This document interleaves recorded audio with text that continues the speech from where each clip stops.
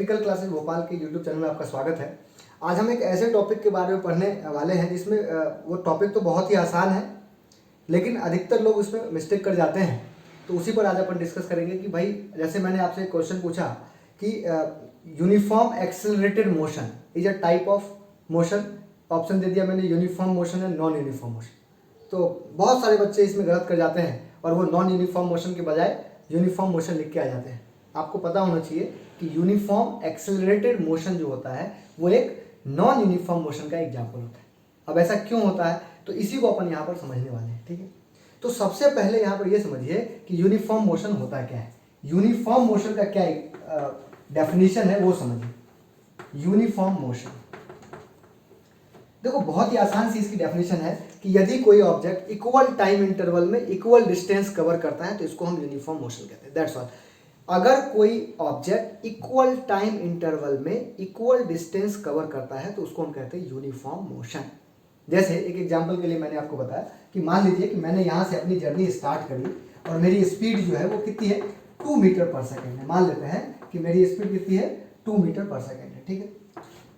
अब देखो इसका क्या मतलब हुआ, मेरी स्पीड 2 मीटर पर सेकेंड है। इसका क्या मतलब हुआ, देखो थोड़ा मैथमेटिकली इसको समझो। मैंने लिखा 2 मीटर पर सेकेंड, तो सेकेंड के आगे कुछ नहीं लिखा तो मैं 1 लिख सकता हूं। इसका ये मतलब हुआ कि मैं 1 सेकेंड में कितना मीटर आगे चलूंगा, 2 मीटर आगे चलूंगा।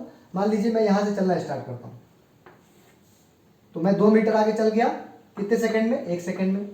फिर अगले 1 सेकेंड में कितना मीटर आगे गया, 2 मीटर आगे। फिर 1 सेकेंड में कितना मीटर आगे गया, 2 मीटर आगे गया। तो इसी तरीके से आपने क्या देखा कि हर 1 सेकेंड के बाद मैं कितना मीटर आगे जा रहा हूं, 2 मीटर आगे जा रहा हूं। कैसे पता कि भाई मेरी स्पीड 2 मीटर पर सेकेंड थी और कुछ भी नहीं दिया हुआ, सिर्फ दिया हुआ है कि मेरी स्पीड 2 मीटर पर सेकेंड है और अपन लीनियर मोशन कर रहे हैं। तो आपको पता है कि भाई 1 सेकेंड के बाद मैं 2 मीटर जाऊंगा, फिर अगले 1 सेकेंड के बाद 2 मीटर, फिर अगले 1 सेकेंड के बाद 2 मीटर। तो आपने क्या देखा कि इक्वल टाइम इंटरवल में इक्वल डिस्टेंस कवर हो रहा है। मतलब ये किसका एग्जांपल है, यूनिफॉर्म मोशन का एग्जांपल है। तो यूनिफॉर्म मोशन आप समझ गए कि भाई जब आपकी स्पीड फिक्स दी रहेगी तो आप समझ जाएंगे कि ये यूनिफॉर्म मोशन का एग्जांपल है। लेकिन एक्सेलरेशन क्या होता है, आप लोगों ने पढ़ा होगा, rate of change of velocity is called acceleration. मैं ज्यादा डेफिनेशन पे नहीं जा रहा, सीधी सी बात है। एक्सेलरेशन का काम होता है आपका जो वेलोसिटी है ना वो चेंज कर देगा, आपकी जो स्पीड है वो चेंज हो जाएगी। सपोज कर लेते हैं, मैं इसको मिटा के एक और चीज लिख रहा हूं, देखें। मान लीजिए कि मेरी स्पीड पहले कितनी थी भाई, 2 मीटर पर सेकेंड थी, ठीक है। इसका मतलब आपने क्या सीखा था कि भाई 1 सेकेंड में मैं 2 मीटर आगे जाऊंगा। अगर सपोज करो इसी के साथ मेरा एक्सेलरेशन भी 1 मीटर पर सेकेंड स्क्वायर यहां पर दिया हुआ है। मान लेते हैं कि मेरा एक्सेलरेशन यहां पर कितना दिया हुआ है, 1 मीटर पर सेकेंड स्क्वायर दिया हुआ है। अब एक्सेलरेशन का क्या मतलब होता है उसको थोड़ा समझिएगा। अगर मैं 1 मीटर पर सेकेंड लिख दूं चलेगा, अरे second into second, second square हो गया।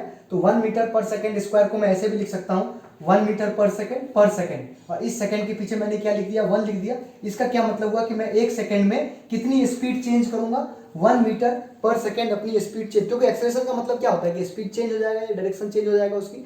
तो 1 सेकेंड में 1 मीटर पर सेकेंड अपनी स्पीड चेंज हो रही है।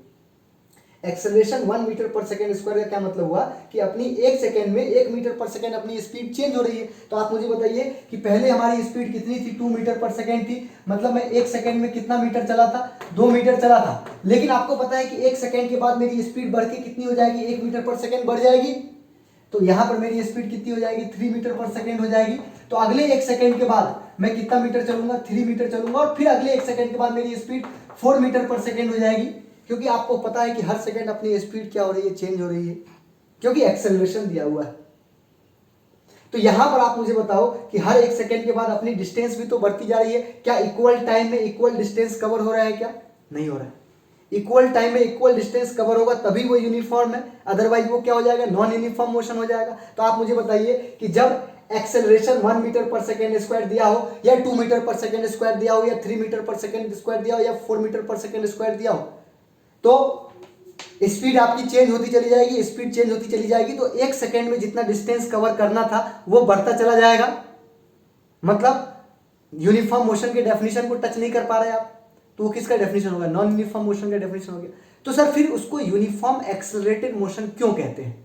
अगर uniform accelerated motion non uniform motion है तो उसके आगे यूनिफॉर्म क्यों लगा हुआ है, उसके आगे यूनिफॉर्म इसलिए लगा हुआ है क्योंकि यहां पर यूनिफॉर्म क्या है, एक्सेलरेशन यूनिफॉर्म है। क्या यूनिफॉर्म है? एक्सेलरेशन यूनिफॉर्म है, मतलब एक्सेलरेशन कांस्टेंट है।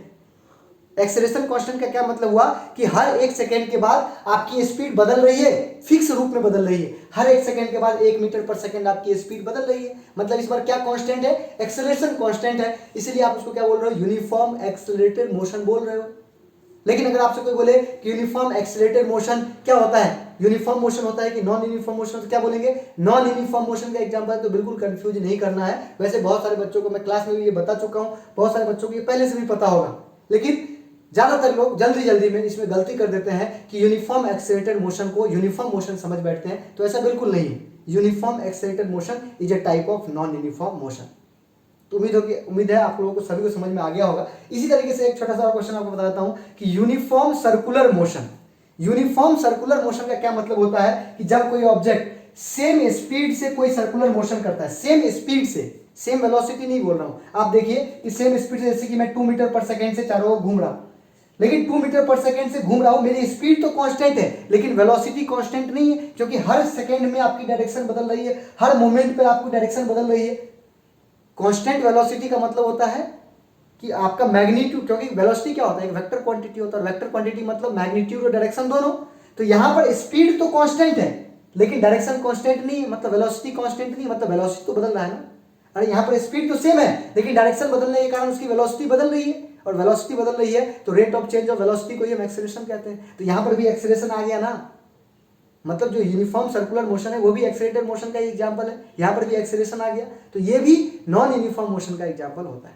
तो बहुत सारे बच्चे इसमें गलती कर जाते हैं। वैसे बहुत आसान सी चीज हो सकता है बहुत सारे लोगों को पहले से भी पता हो, लेकिन जिनको नहीं पता था उनके लिए मैंने एक वीडियो बनाया है कि यूनिफॉर्म एक्सेलरेटेड मोशन और यूनिफॉर्म सर्कुलर मोशन। अगर आपसे कोई पूछे कि यूनिफॉर्म मोशन का एग्जांपल है या नॉन यूनिफॉर्म मोशन का, तो आप बोलेंगे नॉन यूनिफॉर्म मोशन का एग्जांपल है। तो उम्मीद है कि आप सभी लोगों को ये बात समझ में आ गई होगी। मिलेंगे अगली वीडियो में। बहुत बहुत धन्यवाद।